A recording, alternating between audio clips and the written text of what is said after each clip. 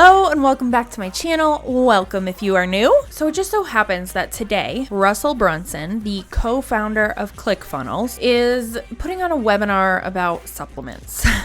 And that is happening in about 45 minutes from the time that I'm recording this video. So I thought in lieu of that, I would react to his most recent webinar, which is on his YouTube channel, and it's titled, Your Private Invitation to My Library Groundbreaking Event. I've said this before in previous, I don't know if it was on my Instagram or a video that I've reacted to, but it looks desperate. He's starting to look very, very desperate. And a lot of people are starting to shy away from him and his tactics because as times have changed after the pandemic and everything that the world has kind of gone through and all of the different changes, he has not changed much of anything. He tried to relaunch ClickFunnels. He launched ClickFunnels 2.0 at the end of 2022. It's still not performing where they were marketing that it was going to be performing. And it's a lot of turning a blind eye to the that's going on in their own company and not taking care of the issues and just adding and adding and adding. But anyway, we're going to react to this groundbreaking event in this video. So with all of that said, let's just get the into it. The disclaimer that I want to make is that Russell talks so fast and he doesn't complete speech movements so much. So I can't really speed this up. I just wanted to let you know. So if you're not familiar with Russell Brunson and you're wondering why did she speed this up so much? I didn't. This is just the way he speaks. So my apologies in advance if you have trouble understanding what the he's saying. Hey, what's up, everybody? This is Russell, and I'm excited to be hanging out with you guys today. Man, we had so many guys registered to show up for this thing, and a lot of people are like, what is actually happening, Russell? And the reality is I don't really know, other than I'm excited. I want to hang out with you guys. Over the last couple of years, I've been collecting some really cool stuff, and I kind of want to do show and tell today. How many of you guys want to see some show and tell of cool stuff that I brought? The camera, if it pans over here real quick, I'll show you guys. There's a bunch of cool stuff I brought over here that I'm going to be showing you guys. How do we get the camera? Jump on brands. There's a bunch of cool stuff over here I'm going to show you in a minute. A bunch of cool stuff over here on this side I'm going to show you here. Something you'll notice with him, he has the same format of presenting things across the board every single time, which I think worked really, really well in the beginning. But now that he's doing the same things over and over and over again, it's feeling almost fake and scripted. Like he'll always start everything off like, hey, blah, blah, blah. I want to show you this thing. Can I show you this thing? Is it okay if I show you this thing? Is it okay? Okay, I'm going to show you this thing. And it's always the same. Minute. And anyway, it's gonna be a lot of fun. But before we get into all of those, I just wanted to welcome you guys all for being here. And I'm excited. There's 3 or 4 things I want to talk to you guys about today. And then I'm gonna show you guys some cool things. And then it's gonna be a lot of fun. So I hope you guys are ready to prepare and have some fun. Okay, so I want to kind of tell the backstory behind why we're even here and why I'm gonna be showing you all these cool things. How many of you guys have been watching over the last 2 years or so? I've been buying a whole bunch of books. Those who follow me on Instagram or other places have probably seen me talking about this and showing this. I keep telling people the story. I've been collecting these old books. I've been loving them and finding these cool things. I've been flying around the country, finding these treasures. And all right, I'm looking at the comments now. Everyone's like, yes, I've been reading them, Russell. You keep talking about this. So he went antique book hunting is what it sounds like. This is the first time I publicly had a chance to show everybody all the cool things. And so I'm going to tell you a story behind those. But also even a bigger reason that I'm here today is I want to show you guys the vision, what I'm creating. I'm not gonna lie, when I first started 2 years ago collecting books and books started showing up to the point where there was like 50 or 60 books a day showing up from eBay, some days a lot more. And I think my entire staff was like, is Russell okay? Should we be concerned? What's happening here? And I had a vision like what I was trying to create, but I didn't know how to articulate it or how to even show it or how to share it. I was like, just trust me, I'm building this really cool thing. It's gonna be amazing. In fact, it reminded me of 20 years ago when I first got into this whole business, online entrepreneurship, before Facebook, before Friendster, back in the day, when it was hardcore, grassroots internet marketing. I was trying to explain to people around me, there's this thing and there's the internet and there's a way to make money on it. How does that work? I'm like, I can't explain it, but I have this vision and I know what I'm going and just trust me, right? And his vision started with literally spamming people in email. He got in trouble for it. That's what his vision started with. So he started with spamming people, and in my opinion, he just continued and turned it into scamming people. I thought it was crazy at the time, and now we fast forward, 20 years later, everyone's like, oh, of course, internet marketing, that makes a lot of sense. Like funnels, like, yes, of course, that makes sense, right? But 20 years ago, I saw a vision. It took me a long time to articulate it. And that's kind of what's been happening here. Over the last 2 years, I've been investing insane amounts of money in these old books and manuscripts and things I'm going to show you guys today. But there's a reason, there's a vision behind it. And I'm finally actually able and excited to share the vision with you guys so you can see what I'm doing and why. And some of you guys are going to want to be part of it. And so that's kind of the game plan. In fact, for those of you guys who are going to want to be part of it, I mentioned this during the promotion, but we are actually building a 20,000 square foot library. I'll talk about it here in a minute, but the official groundbreaking ceremony is June 23rd here in Boise, Idaho. And there's about 60 or so of you guys who are going to have an invitation to actually come and be here with me. And we're going to dig the ground and dig up the land and like start the actual project, which is exciting. And so I'll talk about that towards the end of today's presentation, like how you guys can be part of the 60 or so people coming to the live groundbreaking ceremony. We're doing a groundbreaking ceremony. There's going to be an event behind. It's going to be a magical day. I'm so excited for it. So, but that brings me to a question some of you guys are probably asking, like, Russell, what are you talking about? Why are you breaking ground on what? And so I want to show you guys the first piece of the puzzle. Hopefully these pieces will start making more sense to you. So the reason why I started collecting these old books and stuff is because I had this idea. And next door to ClickFunnels headquarters, there's 3 lots that were for sale. And I bought the lots. I think at one time we were going to build a big office there and have a whole bunch of ClickFunnels employees. But then COVID hit and it's like, oh, it doesn't make any sense to have employees in a spot. But I had this land. I was like, I want to build something. And I had a vision for like this thing I wanted to build. And so for the last 2 or 3 years, we've been working on this. This is the architecture plan for the entire library. So it's actually a 20,000 square foot library / museum. And half of it is, like I said, a museum where you're going to have a chance to see all these old first edition books and manuscripts and things I'm going to be showing you guys today. And the other half is an event center. And so that's what we're building. And so, like I said, the groundbreaking is June 23rd. We're going to be digging a hole here and we start this project. We spent like about 3 years now on just the architecture, and it'll be about 2 years to build the library. And then when that's done, there's something really cool that you guys are gonna have a chance today to actually experience it and see a little bit of it. In fact, I mean, would like to go inside of the library and like see what it looks like in the walls and we're going to be taking you guys inside that today. You have a chance to actually see it. He never even finishes a sentence. How many of you guys would be excited to go inside the library and see everything and see the walls and it gets to be so annoying. It feels like I'm listening to my 5-year-old son tell me about something he's really excited about, which when he does it, it's really cute. But when Russell does it, it's annoying. Physically. You're like, how's that possible, Russell? Like, this hasn't been built yet. Well, we're going to show you guys. You have to have a chance today to actually see it, walk around it, like see what we're talking about, which is going to be kind of cool. So anyway, that's the game plan for today. It's going to be fun. You guys pumped for it? Okay. So to begin with, I'm going to come back. I want to tell you guys because everyone always asks me after they see. So I think right now I've bought about 15,000 books in the last 2 years. Okay. Which is kind of crazy. I understand. Not hoarding, it's collecting. They're similar, but apparently the size of the place you're going to be putting them in determines if you're a hoarder or a collector. So because we have the building, like I'm a collector. So people always ask me, how did you start this collecting? Like, have you always been into old books? Like, tell me more about that. And the answer is no, I wasn't always into old books. That wasn't something I thought I was even, it wasn't exciting to me at all. But I want to show you actually the very first old book I ever bought. Is that cool? So, most of you guys know that my faith, I'm a Mormon, right? And so I've always read the Book of Mormon and things like that from my church. And I knew that actually tell this story a little different. So I served my mission back in New Jersey and I was knocking door to door talking about my faith. And I remember we met this lady and she, what her business was is she would go and buy old Mormon books on eBay, and then she'd flip them on these other sites. And she made a whole living, a ton of money doing that. And remember, like 19-year-old young entrepreneur Russell was like, this is crazy. So she showed me all these books she's flipping and how she's doing it. I was like, this is the coolest thing in the world. And then she told me, she's like, do you want to see do you want to see a rare Mormon book? And I'm like, yeah, what's the most rare one? She's like, the most rare one is a first edition Book of Mormon. She's like, there's only 5,000 of them printed, only about 350 or so that are on the earth right now. And she's like, do you want to see what it looks like? I'm like, yes. And so she pulled up a page on eBay and she showed me one. I think it was like $100,000 or something. And again, 19-year-old Russell's like, $100,000 for a book? That's like what my house probably cost. I don't even know. And I was like freaking out. And so that was 22, 23 years ago that I saw that the first time. And it was like the first time I had, I was like, that'd be something cool to own if someday I had lots of money, right? And then fast forward, 15, 16 years later, I remember that memory popped in my head, and I was like, I wonder if there's a first edition Book of Mormon on eBay. So I started searching on eBay, and sure enough, there was one for sale.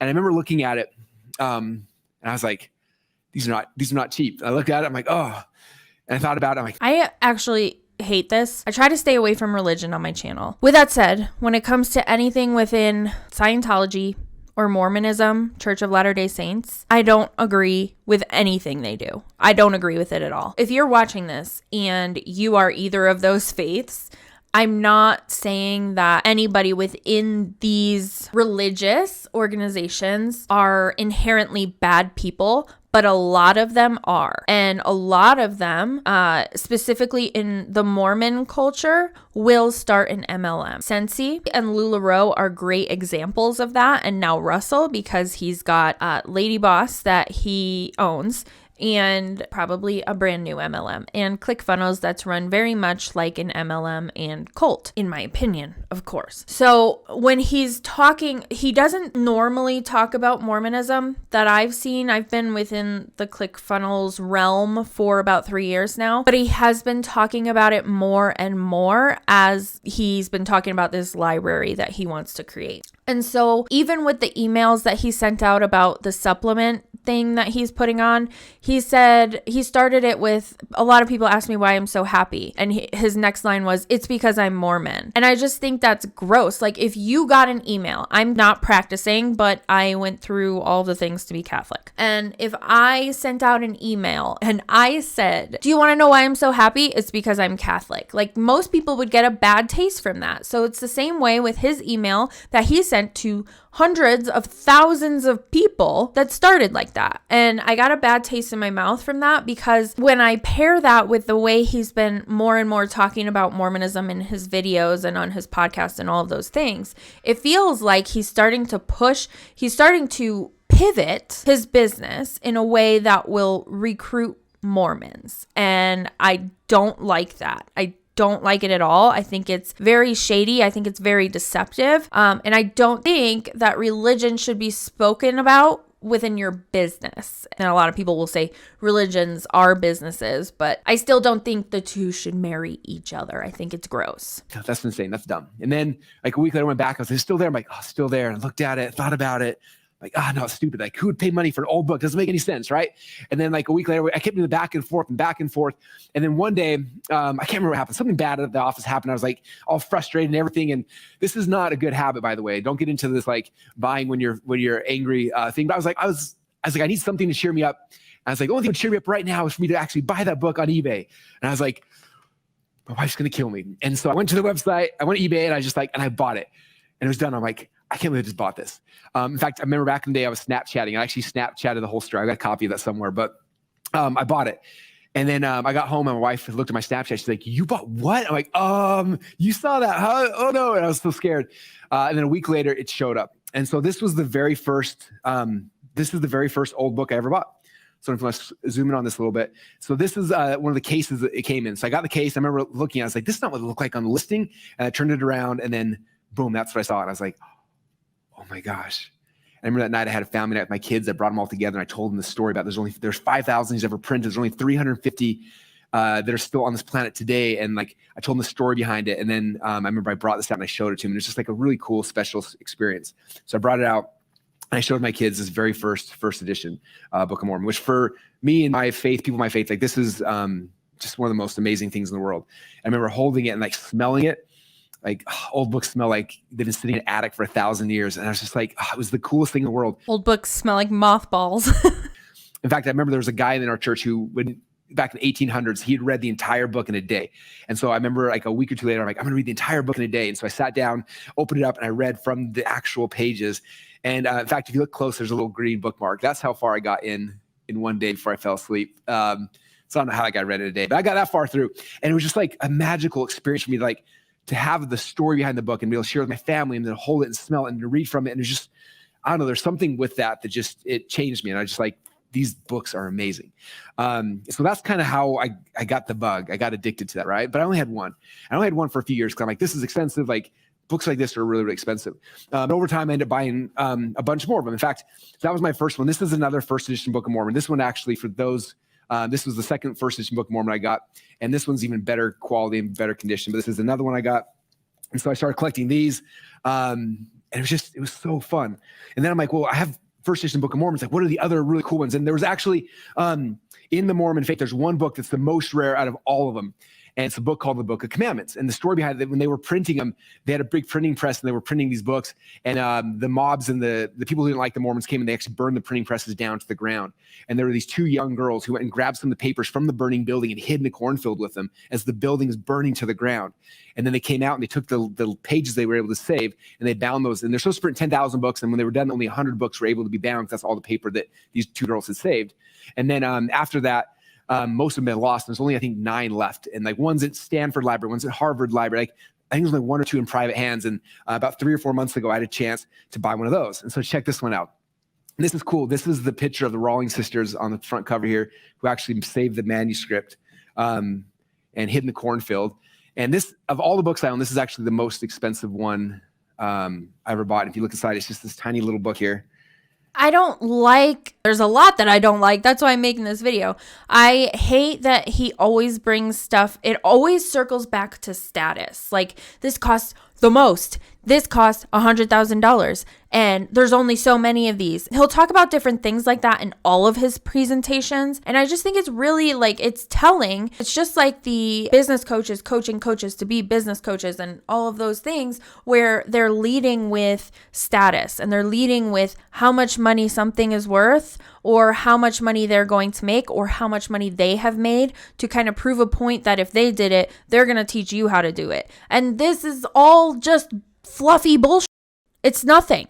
It's literally nothing. They're giving you nothing, but they're taking your time from you. And it's so frustrating. I just like, I could scream. And so all my Mormon friends are probably freaking out. This is the Book of Commandments. And not only is it the most rare Mormon book, it's probably the most rare American book in the world. In the world. Is that for like a gnome? Is that for David the Gnome? Do you remember David the Gnome? Any 90s kids watching? Just because of how few there actually were and the time and stuff. And anyway, so this is like my prized possession. So anyway, I tell you that story because that's how I got into like this book and this is how it began. And that about the same time is when we decided like, okay, I'm not going to be building an office over there. I should build something there in the space we had. I'm like, oh, we should build like a museum or a library and show these cool books I'm getting. And so that was the first thought, right? And so then I called my architect and started building out the plans for this thing. And then I was like, okay, I'm going to have the old books here and I have my other books in this thing. But I'm like, if I'm going to do this, like it'd be cool to have the old first edition books from all the things I'm passionate about. And luckily for me, I'm passionate about a lot of different things. And so I started searching online, like old business books and marketing books and then personal development books. And as I was searching for old personal development books, there was one personal development book. There's one personal development author who's my favorite. A lot of you guys know I'm mildly obsessed with Napoleon Hill. You guys know this? So I remember going to eBay, I typed in Napoleon Hill, and there's like 1 million books for sale. And so then I'm looking through the books, trying to find like what would be a cool like first edition. I found a first edition, Think and Grow Rich. I got a copy of that. I found a couple other ones. And then one night I was like, I'm going to sort. Like eBay, you can sort like the cheapest to the most expensive or most expensive to the cheapest. And so I switched the searching to the most expensive. And the most expensive Napoleon Hill book was a book set called The Law of Success and was for sale on eBay for $1.5 million. I was like, oh, like, you're not feeling like, that would be amazing. If I actually build this library and that would be like the centerpiece of the entire thing, like how cool would that be? And I didn't know the story behind it. I started like doing the research and The Law of Success, if you guys know, was published in 1928. But 3 years prior to that, Napoleon Hill actually printed his own version. Kind of like when I write a book, I print out a bunch of copies. I send my friends, my family members, like, can you read this and make sure the book's good? He did the same thing. He printed out a whole bunch of them and he sent them to people, heads of business and presidents and queens, all sorts of stuff for them to read, like the pre copy of the book.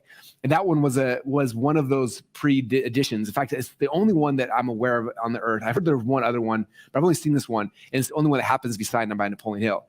And so I saw that.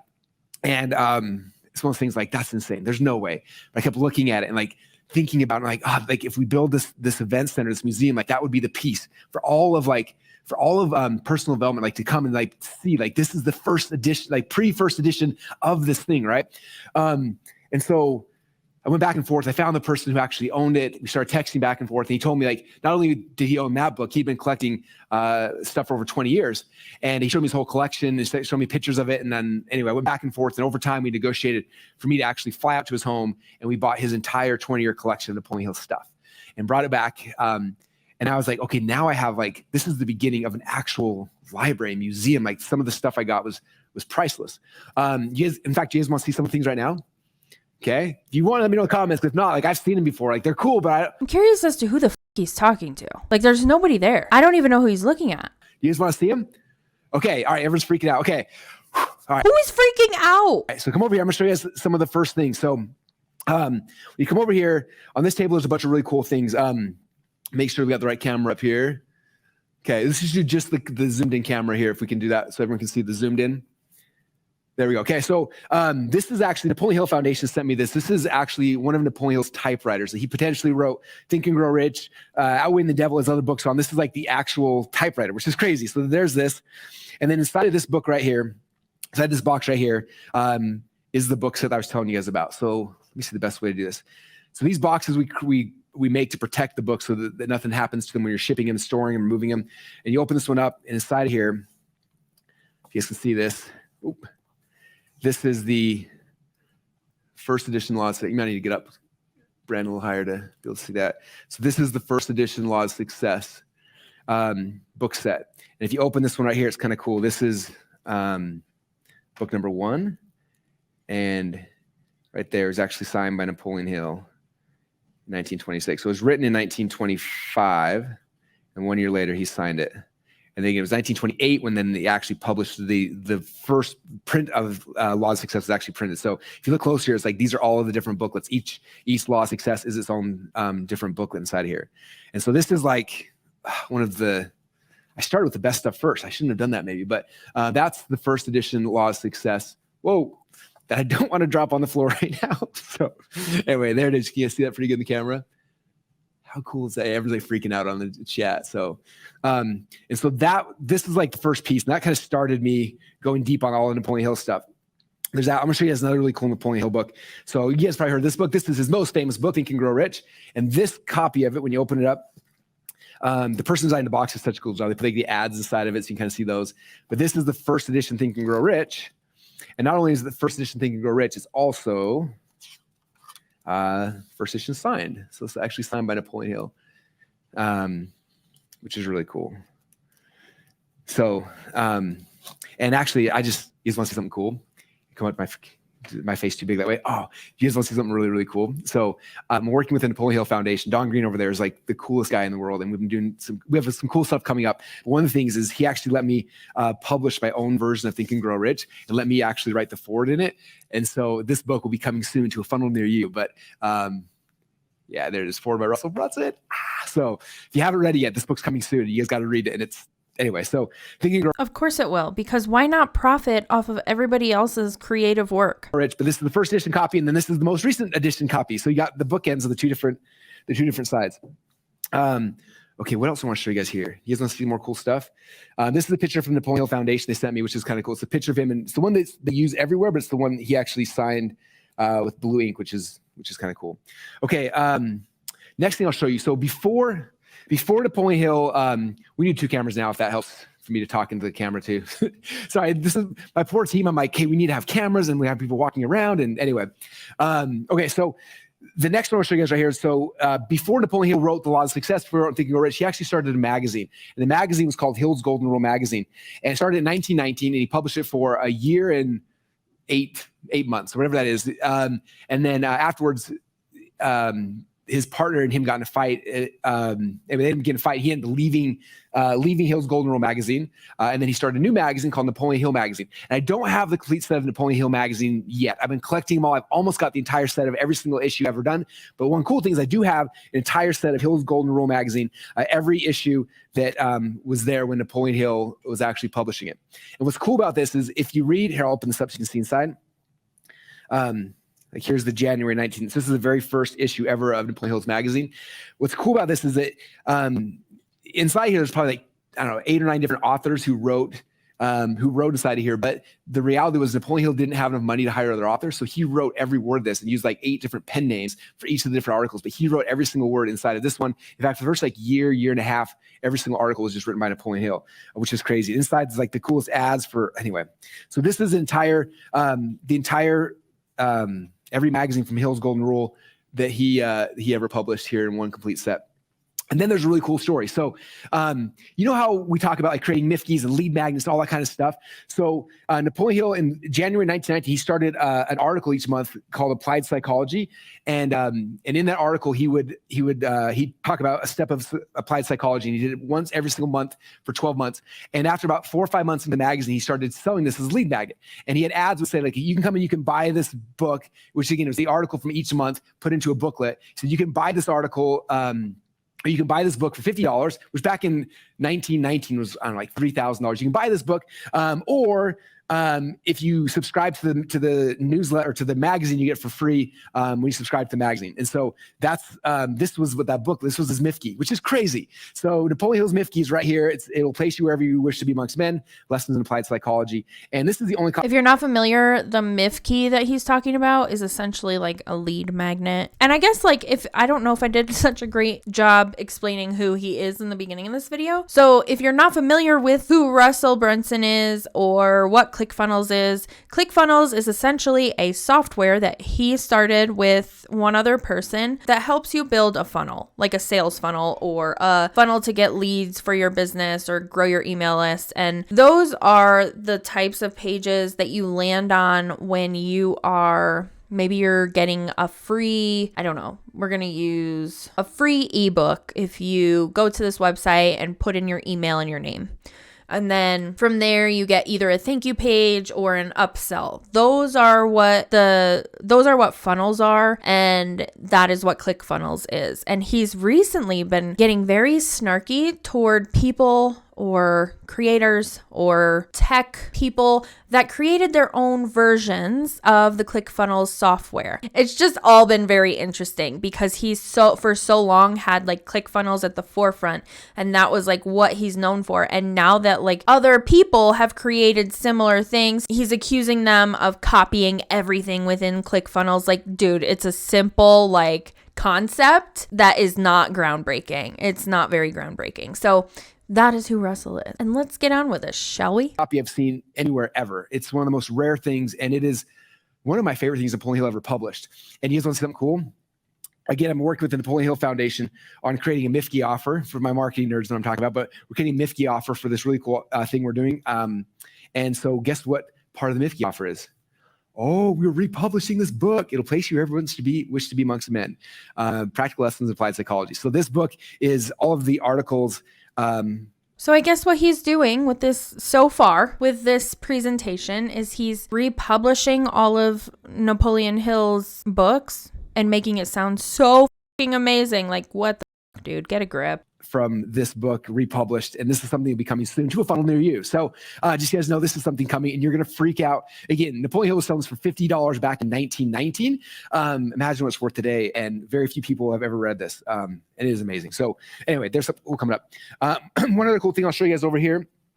So are you guys cool story time? You guys enjoying this? I want to make sure everyone's like having fun with this back home. If you are, let me know in the comments. You're like, this is boring, Russell. Get to the point. This is boring, Russell. Get to the point. We want to get inside the library and see what's going to happen. We'll get to the library. I promise you, I got a really cool video. You're going to see me inside of the library. It's going to be insane. But for right now, okay, cool. You guys having fun with this. Okay, story time with Russell. I appreciate it. Okay, so next thing is, after Napoleon Hill wrote The Laws of Success, and he sold it, did really well. Then he wrote Think and Grow Rich. And then in I think it was 1945-ish, he decided to write a new version of The Laws of Success. And he called it Mental Dynamite. And he wrote this whole book set, and then he was going to go and start selling it. He printed a bunch of them, and then they were supposed to go to publishing or printing or whatever. And at the same time as when I believe it was World War II was happening, and there was a ink and a paper shortage. And so because of that, it never got printed in mass distribution. And so I've been trying to collect these, and I actually now have 2 full copies of this. I just brought one right now, but it's called Mental Dynamite, The Philosophy of American Achievement. And then when you open it up, these are the books here for Mental Dynamite. And so this is basically like Laws of Success Part 2 that nobody's read. And it's amazing. And by the way, there's a book in here. Napoleon Hill is not Mormon, but there's a book in here where he talks about Mormons for like 20 pages, about Mormon perseverance, a bunch of stuff. And so me and Napoleon Hill are, anyway, he's amazing. This is very, very gross. Holy The sad part is the people that he has pulled into the ClickFunnels community are so deep in it that they don't see it. And the even sadder part is there may be quite a few that are roped into the Mormon faith. Like I said, I don't like to get too much into religion, but I think that Mormonism and Scientology go hand in hand to me, in my opinion. So I think Mormonism is very cult-like. I think they have interesting values, and it's very old-fashioned. Is what I'll say. And so far we've got Mormon books and Napoleon Hill books who apparently liked Mormons. So we're doing great here. But this is the Mental Dynamite series. And this set, I have 2 complete sets now. This set was actually owned by his wife, and his wife's signature is inside one of the books here. So this is her personal copy that she was editing and annotating for the printer. So that's Mental Dynamite, and it's awesome. Now, this book's not for sale, but if you do go to Amazon, Napoleon Hill Foundation has 3 books. It's called, if you look at, because this whole book series is a conversation Napoleon Hill had with Andrew Carnegie, his mentor. And so they did a condensed version. There's 3 books. If you go to Amazon and type in Andrew Carnegie Mental Dynamite, there's 3 books, and 3 from these books that they did that are really, really good as well. So if you want to learn some of it, that's the only place you can get any of the info from Mental Dynamite. All right, so there's the Mental Dynamite book set. All right, so this is just some of the books that things that I've been collecting that are like the coolest thing in the world. But we got more. So do you guys want to see some more stuff? All right, come over here on the side of the stage. Because we started with old books, and then, whoa, the shovel just dropped, but we're still safe. We're good. Okay. It's a sign. Okay, so when I went out and I flew to that guy's house and we bought The Law of Success and a bunch of other things from him, he also had something that was like, probably one of my favorite, maybe my favorite thing. But he had an original manuscript that Napoleon Hill typed on a typewriter for a book that never got launched. And so he had the whole thing. And what's crazy is like you read the pages, he would because again, they didn't have Google Docs back then or Microsoft Word or anything. Like they were typing on a typewriter, and then he would edit. So you see like scribbles out in his pencil, and he'd be editing things, or like literally he would hate a headline, so he'd type it again on a piece of paper and he'd cut it.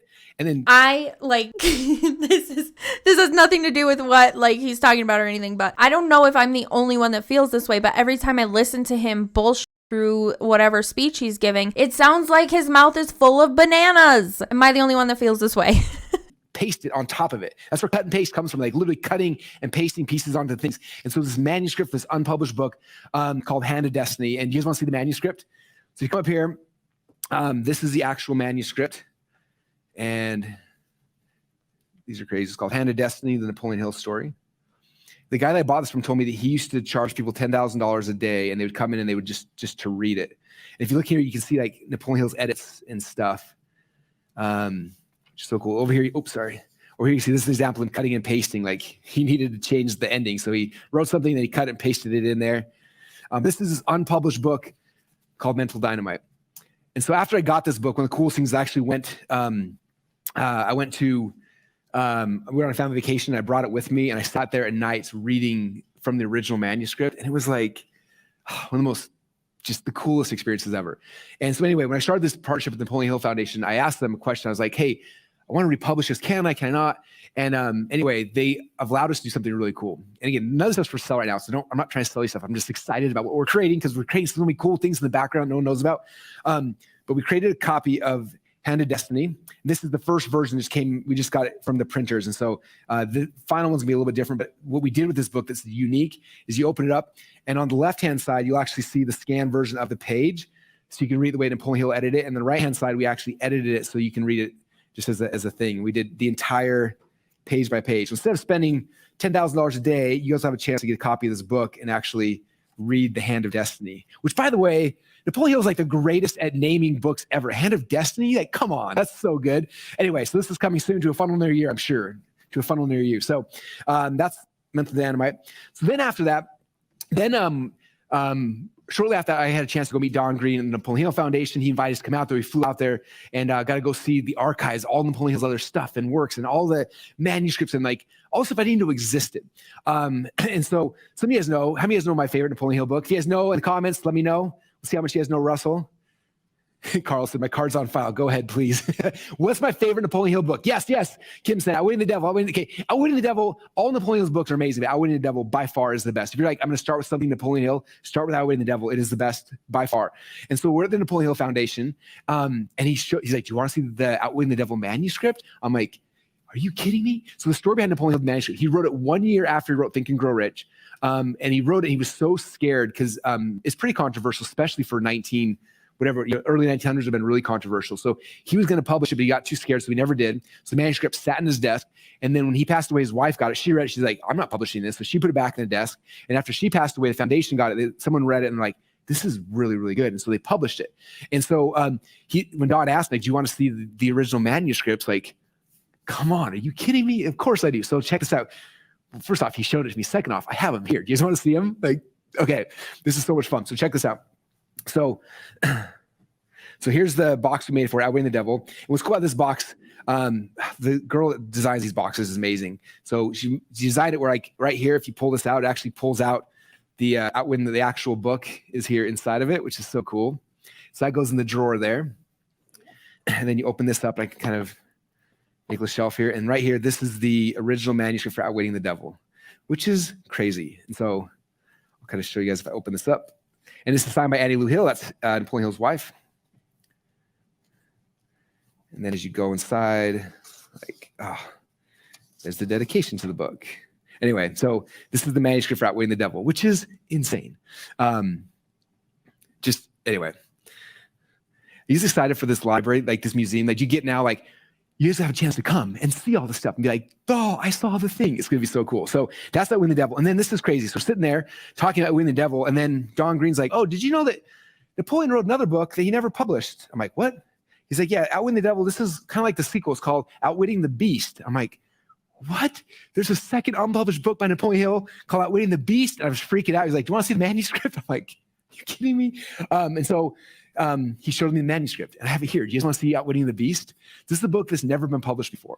So if you guys have already, if you don't want to see this one, I don't have to show you guys. Okay, yeah, you guys are freaking out too. Okay, cool. So he showed me the manuscript, and then I was like, what are you gonna do with this? He's like, we don't know what to do with it. And then Don asked me, like, would you be interested in publishing it? I was like, are you kidding me? So Outwitting the Devil changed my life. Like, it's one of those books. It's like, and Outwitting the Beast, I'm excited because we're gonna have a chance here in the near future to publish that and actually bring that to you guys as well, so you can see it. But the premise of Outwitting the Beast is interesting. He wrote it during the time during Hitler and the World War II that was happening, and he was frustrated. Apparently, I don't know. I might have some of these facts mixed up. I'm still learning the stories, but my understanding is that Hitler had actually ordered laws of success and these different things. And when he found out about it, he cut off all distribution to Germany. He's like, I don't want to be supporting what's happening there, right? And so when the war starts happening, Napoleon Hill gets very upset. So he writes this book called Outwitting the Beast. And the beast in this book is Hitler. And the premise of this book is like, he said that Hitler obviously was very, very successful. But the reason why, he's pure evil, basically, I don't know. But the reason why, he followed, basically the premise was he followed all but two of the laws of success. And let me show you how he did it and why he didn't do it and which ones he didn't do and why he could have been such a force for good, but instead because he missed two of the laws, like this is what happened because of it. So that's the whole premise of this book. So you come over here, you can see it. It's tentative title, Outwitting the Beast. You guys want me to read the intro page? It says, Outwitting the Beast by Napoleon Hill, an unbiased analysis of Adolf Hitler as measured by 17 principles of individual achievement presented for the benefit of all who believe, as does the author. The lessons to be learned from the man with sufficient power to set the entire world on fire should not be lost. Because of hatred, this volume provides a step-by-step description to the modus operandi by which Hitler came out of obscurity into power more than any other individual has ever withheld or wielded. Before publication, this volume was carefully scrutinized by a competent board of advisors who made certain that no misleading statement of facts or of opinions found their way into its pages. The book was neither written to condemn nor to glorify Hitler, but solely to explain him with the hope that his prototype will never again threaten the peace of this world. And it goes on from there. But how many of you guys want to read that book? Like, it's really, really good. So, yeah, so that's the Outwitting the Beast manuscript. And there's so much more. I could spend the next 6 months with you guys showing you all the things. But this is what I've been doing. So this is what I'm like. This is the vision. Like, I wanted to create a place for people like us, right? In fact, if you come over here, I'm gonna show you guys one more cool thing before we show you guys a cool video. But these statues right here, this is the statue of Atlas. And Atlas, this is Atlas holding the weight of the world on his shoulders.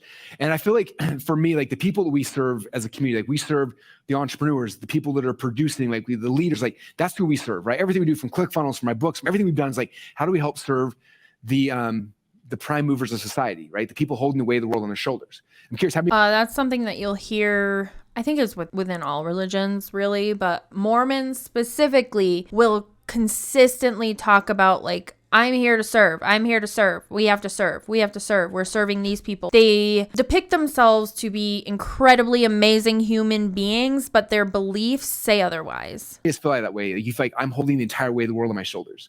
And so this first statue is going to be in the museum. It's a 9-foot tall statue holding a 6-foot globe. And I had this commission because this means so much to me, because I feel like this is me, this is you, this is all of us. Like we are holding the weight of the world on our shoulders, right? And so if you look at what this museum, this library, this event center, it's supposed to be like a place of refuge for us to leave the world, to come to a spot where we can be around these kind of things and thoughts and like and have that moment to be, I don't know, to be different and it be okay. And then look at statue number 2. If you read the book Atlas Shrugged, the premise of that book is what would happen if the weight of the world got so heavy that and government regulations, all sorts of stuff happened that it was no longer worth it for Atlas to hold it. And then what would he do? He would stand up and then he would shrug and we'd walk away from the world. And so this is the premise of the Atlas Shrugged book, right? He stands up, he shrugs, and he walks away. And so for me, it's like my whole goal is serving the entrepreneur. And like my goal is for you not to stand up and shrug and walk away. Like, I want you guys here producing, changing the world. Like if we don't do it, no one else is going to do it. And so the statues in the museum represent us. And this is who we're trying to serve in this spot to help you to be able to sustain the weight of the world on your shoulders. And so that's some of the symbolism behind this and behind the library and what we're trying to build here with that. So let me come back out here. And so I think that's the core book, the core stuff I'm going to show you guys right here. So what I'm doing now is, how many of you guys want to see a little bit closer what this crazy vision is? Okay, you want to see inside of the library and see, and you're probably like, how is that even possible? So this is how it's possible. We went through again, we got the architecture done and we did the whole thing. When it got finished, the team that did it came over and they gave me these VR goggles. I put them on and all of a sudden I was literally inside the library. I'm like, oh my gosh, I was walking around looking where the books are at, looking at the things, like looking at, like, it was one of the coolest experiences ever. And afterwards, like, how do we, like, if everybody else could see this, they would see the vision, they'd be excited about what we're creating, what we're doing, and why we're doing it. And so that was kind of the initial thought. And then one of our guys on our team, Dan, was like, hey, what if we flew to Burbank, California, rented like one of those big green screen rooms, like the ones they film The Mandalorian and things like that, and film you inside this green screen room. And then from that, we can place you inside of the library and you can show everybody and help them all experience it. And I was like, that would be insane. And so we did. And so I want to show you guys that video. How many of you guys want to see that video? Plot twist. Nobody on the call wanted to see the video, but he didn't care. He was like, I'm showing you anyway, mother. Also, if you're wondering, Sam, you look totally different. What the fuck? I had to stop and attend the webinar for the nutrition secrets or supplement secrets, whatever it was called. Total bull. Can't wait to do a reaction on that.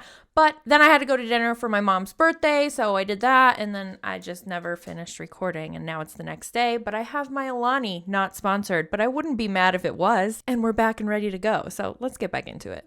Okay. Now, inside this video, I'm going to tell you guys some of the story behind what we're doing and why we're doing it, all that kind of stuff. Obviously, you guys know a little bit of the story now because I've shared some of these things with you.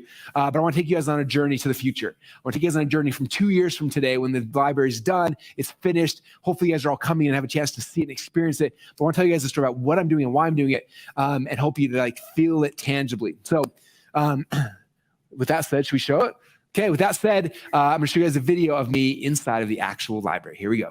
Yay. If you've been following me for the last 2 or 3 years, you may have thought I was a little bit crazy. This Russell guy keeps buying all these old books and he's freaking out about it. Now I'm building a library. A library. All you guys know I'm building a 20,000 square foot library. He's building a library. Dude, he's been saying this for so long and it's been so annoying, and I knew that this was coming. I'll be curious to see if it actually happened. I've been doing some deep digging on Russell Brunson, and what I'm finding, it doesn't look good. I'll just say that. Probably been watching me as I've been collecting tens of thousands of old books. I've been flying around the world to buy collections from Napoleon Hill, Dale Carnegie, some of the greatest minds of all time. First edition 1852. $250,000 book. The only known set in the world. You probably thought, why in the world do you want to build a library? But the reality is the vision's a lot bigger than that. And today I want to share with you what that vision is. I want you to imagine a school. This isn't any normal school. This is a school where your teachers are people like Tony Robbins or Michael Jordan or Oprah Winfrey. Or maybe your teachers are people from the past, like Napoleon Hill or Dale Carnegie. And then I want you to imagine that the students who are with you inside this school are some of the top prime movers of society, people who are entrepreneurs, who are the 1% crazies, who are literally trying to change the world. And then I want you to imagine the library. We walk in and literally all the books that you're learning from are the original manuscripts written straight from the pen of these authors, many of which were never actually published during their lifetime. And you have the books and the manuscripts and artifacts to help tell these stories. And then imagine going to the classroom. A classroom that wasn't built just to give you some intellectual knowledge, but to create an experience that will change you forever. If it sounds kind of crazy, it's because it is, but we're building it. And I want you to be part of it. As I started collecting all these different books, my favorite authors I found was Napoleon Hill. I became obsessed with him and his writings. I remember one night as I was reading through all these Napoleon Hill books. I just want to quickly point out that the sound quality did diminish as soon as he started like sharing this video. It is on his end, not on mine. So I just wanted to point that out. The manuscript, he started talking about his vision he had. He wanted to create a school for success. He wanted to create something where people could come together and they could learn principles that were actually going to help them in their life. And so when his first book, Laws of Success, launched and started actually making money, it's crazy. The very first thing that Napoleon Hill did was he tried to establish a school for success. He bought a huge plot of land. We're going to build a school here. People from around the world are going to come here, become the next level of thought leaders, the next business owners, the next entrepreneurs, the people who are going to literally mold and change the world. And so that was his vision. He started working towards it. And despite the fact that he was getting closer and closer to his vision, it slipped through his fingers. I have a problem with the word thought leaders. And I have a problem with that word thought leaders. And I think it's oftentimes like lately it's become a buzzword or a buzz phrase. And it just sounds like you're a cult leader when you say that. I don't know. And again, maybe this is just me too, but when I think about like thought leader, when I hear that word, I instantly think like, why are you trying to lead my thoughts? Why can't I lead my own thoughts? Like, why do I need somebody to lead my thoughts? And maybe that's just me being somebody who has held myself back for so long from having my own thoughts, I guess you can say. But I'd love to hear your feelings on thought leader. So let me know in the comments. The tremendous crowds which you see gathered outside the stock exchange are due to the greatest crash in the history of the New York Stock Exchange in market prices. About that time is when the Great Depression hit and everything started crashing. And Napoleon Hill, along with most of America, lost everything. And people were not thinking about success. They were so caught up in the fear of everything that people were not moving forward. And Napoleon Hill ended up taking a job working for Franklin D. Roosevelt as one of his speechwriters, one of his consultants to help figure out how do we get America out of fear and out of this depression. And Napoleon Hill actually penned the word that the only thing we have to fear is fear itself. And it was one of the turning points in history where people stopped being so fearful and started looking towards prosperity and success once again. Shortly after that is when Napoleon Hill wrote the book, Think and Grow Rich. It was perfect timing. It came out there and helped inspire a nation to start thinking and growing and changing their lives. After that happened, Napoleon Hill started making money again from the royalties from these book sales. And the very first thing he did was, I need to go establish the school for success. And he worked to be able to create it. But unfortunately, as he started moving towards that goal, once again, things in his personal life started falling apart. And he was not able to create the school of success then either. After Napoleon's vision of like the school of success kind of slipped through his fingers again, a few years later, he kept writing, kept doing his thing, and he decided to retire. And him and his wife went and they moved to California, and they were kind of just living the rest of their life out there. Napoleon would go and he'd speak at different events, and he would, he still liked to share these philosophies of success. And during one of his presentations, he had a chance to meet W. Clement Stone. W. Clement Stone was someone who had actually read the book Think and Grow Rich, and it changed his life. This is W. Clement Stone saying, I feel healthy, I feel happy, I feel terrific. I'm not a huge history buff or anything, but I just did a quick Google search on both Napoleon Hill and W. Clement Stone, and they both have some very interesting controversial things that come up. And the first thing that comes up for W. Clement Stone is interesting to me because I can see Russell adopting these thought behaviors, and like, I guess you could say W. Clement Stone was his thought leader and Napoleon Hill was his thought leader. And I'll link this article in the description. But according to The Guardian, it says Stone repeatedly claimed that his life was governed by two simple acronyms, PMA and OPM, which was positive mental attitude. Okay, I get it. And other people's money. His life was governed by other people's money. I really think that if you're living a life like that and believing that, you will go down a path similar to Russell Brunson's, and it won't end well for you, in my opinion, of course. And something that's interesting about Napoleon Hill is, according to an article in Inc. magazine, which again, I will link this one below as well, it says that when people study Hill to figure out how he became successful, it is worth considering that they might be looking at the wrong part of his story for clues. It turns out that Hill was not able to think, grow rich, and then write a book about it. Instead, he thought of the book, wrote it, and the riches followed, which is interesting because this is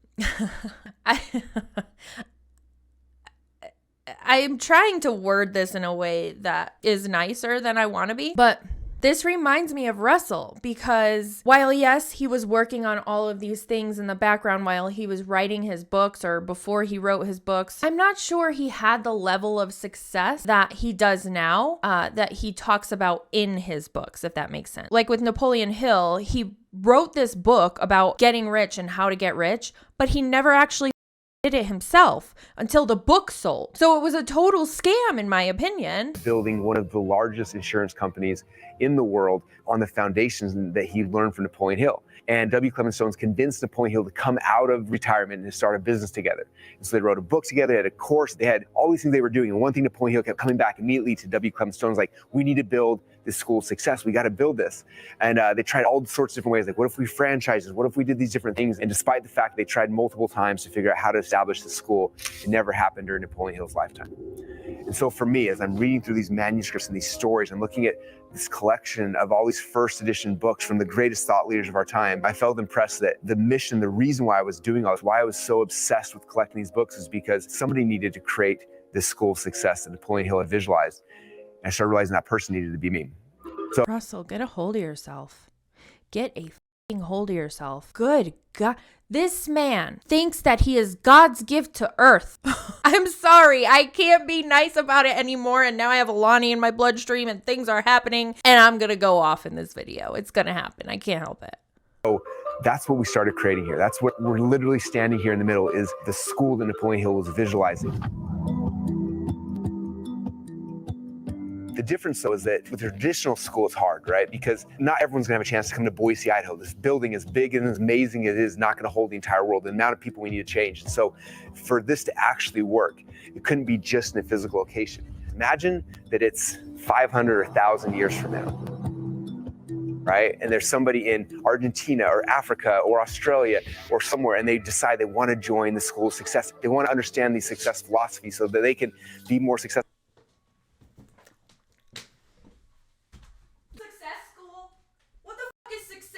Are we kidding? Are we being serious with this? What the success school? The school of success. That's called college. That's called college. Getting a degree. Oh my God. I think I think what happened here with my anger right now and frustration is that I saw more of his scammy tactics on the supplement secrets that we're going to be reacting to in my next video. So it's coming. It's coming within the next week. Is that oh my God, he just thinks so highly of himself and he thinks he has the answers to everybody's success. Well, I don't even think he thinks that. I think that he wants money and he's seeing where ClickFunnels is going. And so now he's got this school of success and his supplement secrets and it's all bullshit.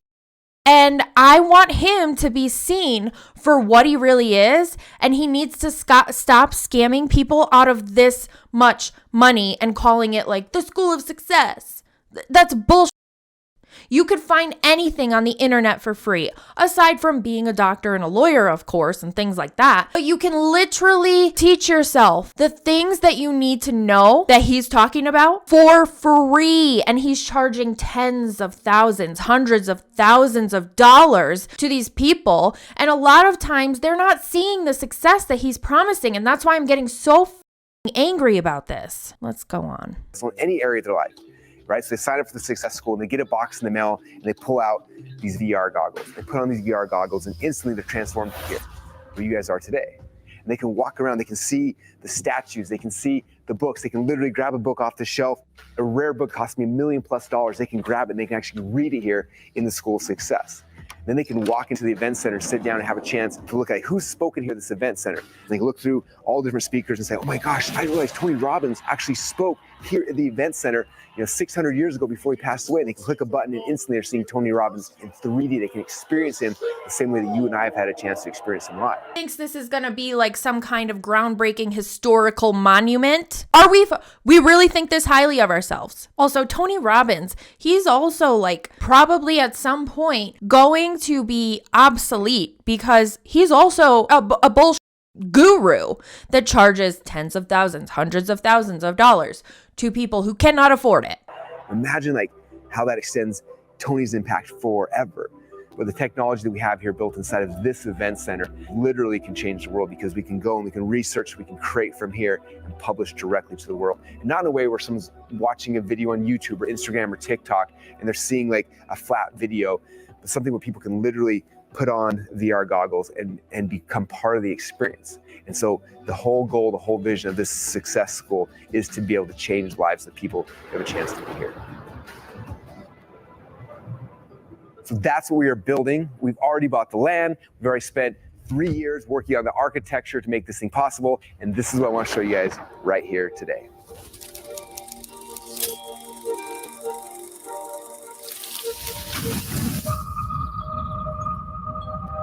The first thing that's going to happen when you walk through the doors of the Atlas Research Center is you're going to see 3 statues of Atlas. It's the reason why we named the building that.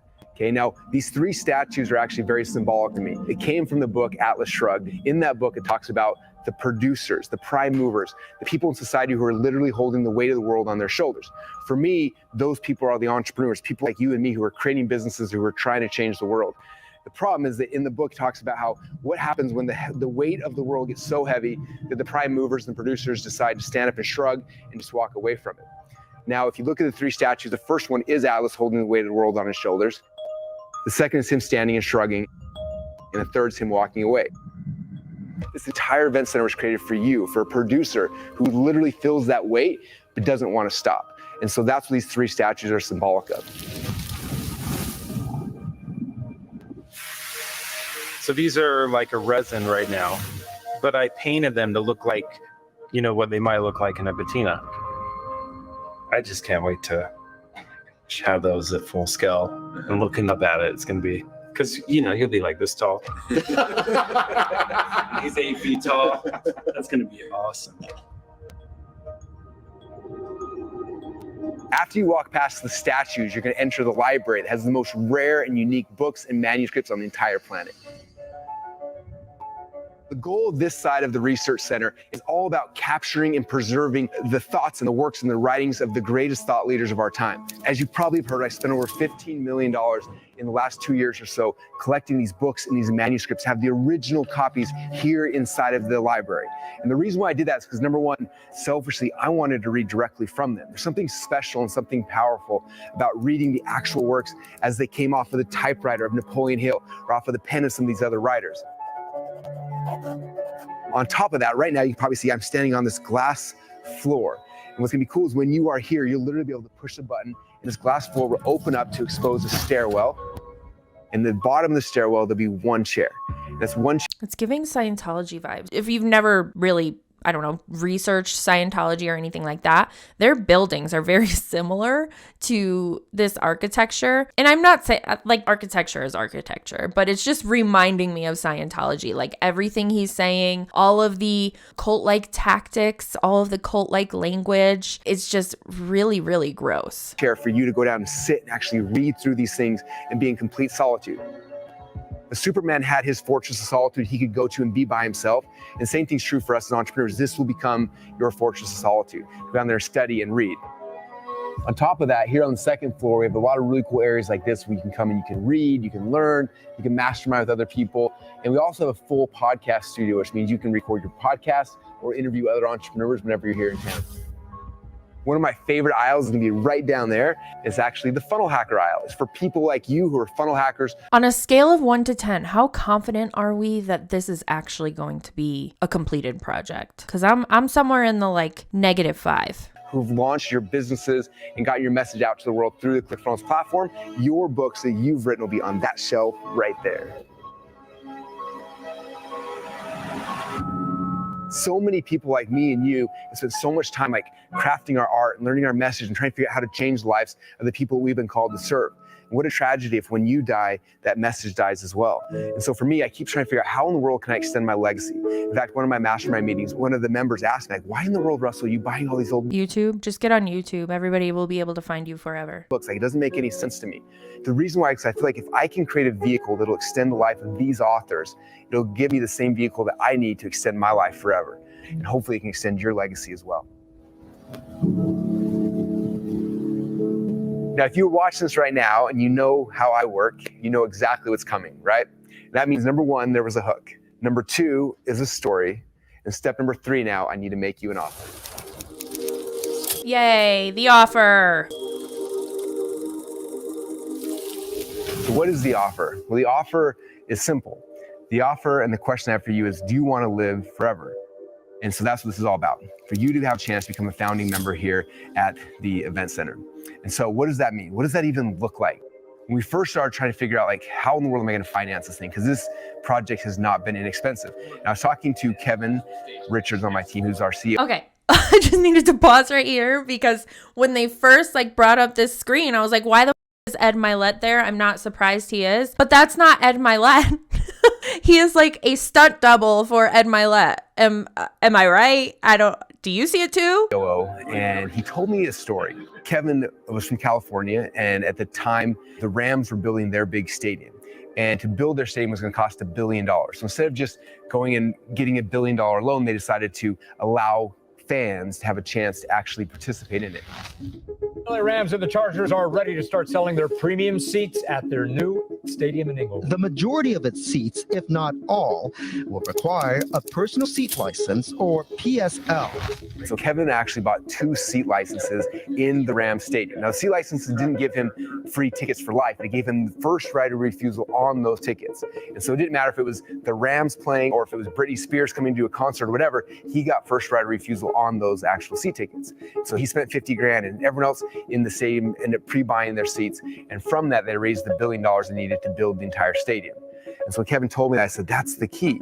We could create a seat license that would give you the— That's the key. We could scam everybody. This is not the seat license that I would want though. For sure. No, thanks. The ability to participate and be able to have first right of refusal at every single event that ever happens here inside the event center.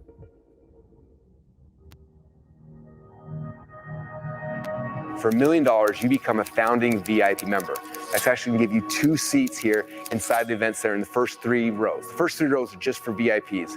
And for the $1 million, you'll get 2 seats. Now these seats are yours. It means you have the first right of refusal for every event that ever happens here. So that means if Tony Robbins is coming, or Michael Jordan, or Oprah, whoever's gonna be coming in this event room, you'll have first right of refusal on those seats. They'll be your seats. Your name will literally be on them. $1 million? What? For something that doesn't even exist yet. For something that does not exist. Is he okay? Obviously not. There's still just over 40 minutes left to this video that we are reacting to. So I'm going to make this a 2-parter. We're going to end this part here. I usually, when I do like 2-parters or something like that, I try to do it within the same day so that you don't have to wait forever to get the second part. So I will schedule part 2 a few hours after this one drops. So if it's not out yet, make sure your bell is on so that you get notified. Otherwise, I will link it in the end screen and I will see you over there.